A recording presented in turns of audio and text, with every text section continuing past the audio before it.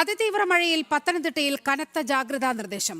റാന്നി ഉൾപ്പെടെയുള്ള മേഖലകളിൽ ശക്തമായ മഴ തുടരുകയാണ്. അതേസമയം മഴയും പമ്പയിലെ വെള്ളപ്പൊക്കവും കണക്കിലെടുത്ത് ഭക്തർ ശബരിമല യാത്ര ഒഴിവാക്കണമെന്ന് തിരുവിതാംകൂർ ദേവസ്വം ബോർഡ് അഭ്യർത്ഥിച്ചു. നിറപുത്തരി ചടങ്ങുകൾക്കായി ശബരിമല നട നാളെയാണ് തുറക്കുക. വിവരങ്ങളുമായി ഗോകുൽ രമേശ് ചേരുകയാണ്. ഗോകുൽ, പത്തനംതിട്ടയാണ് വളരെ പ്രധാനപ്പെട്ട ഒരു ജില്ല, അതീവ ജാഗ്രത നിലനിൽക്കുന്ന ഒരു ജില്ല. 2018 പ്രളയത്തിന് സമാനമായ രീതിയിൽ വളരെ പെട്ടെന്ന് മിനിറ്റുകൾക്കകം വീടുകളിലേക്കൊക്കെ വെള്ളം ഒഴുകിയെത്തുന്ന കാഴ്ചയാണ് രാവിലെ കണ്ടത്.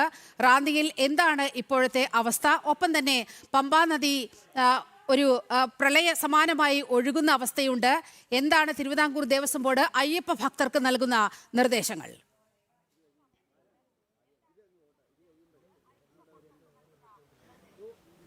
നീലിമ, പത്തനംതിട്ട ജില്ലയിൽ പ്രളയ സമാനമായിട്ടുള്ള സാഹചര്യമാണ്. 2018 സമാനമായിട്ടുള്ളൊരു സാഹചര്യത്തിലേക്ക് ജില്ലയുടെ പല ഭാഗങ്ങളിലും വെള്ളം അമിതമായിട്ടെത്തി വലിയ വെള്ളക്കെട്ട് രൂപപ്പെട്ട് കഴിഞ്ഞിരിക്കുകയാണ്. ജില്ലയിലെ എല്ലാ നദികളും, പ്രധാനമായിട്ടും പമ്പയായാലും അച്ചൻകോവിലായാലും കക്കാട്ടാറായാലും കല്ലാറായാലും മണിമലയാറായാലും ഒക്കെ തന്നെ കരകവിഞ്ഞൊഴുകുന്ന ഒരു സാഹചര്യമാണ്. ഒപ്പം പലയിടങ്ങളിലും മണ്ണിടിച്ചിൽ സാധ്യത കൂടി നിലനിൽക്കുന്ന ഒരു സാഹചര്യം കൂടിയിട്ടുണ്ട്. ആ ഘട്ടത്തിലാണ് തിരുവിതാംകൂർ ദേവസ്വം ബോർഡിൻ്റെ ഭാഗത്തു നിന്നും ഈ രീതിയിലൊരു അഭ്യർത്ഥന വന്നിരിക്കുന്നത്. അതായത് നിറപുത്തരി ചടങ്ങുകൾ വേണ്ടി ശബരിമല ക്ഷേത്ര നാളെ വൈകിട്ട് 5 മണിക്ക് തുറക്കാനിരിക്കുകയാണ്.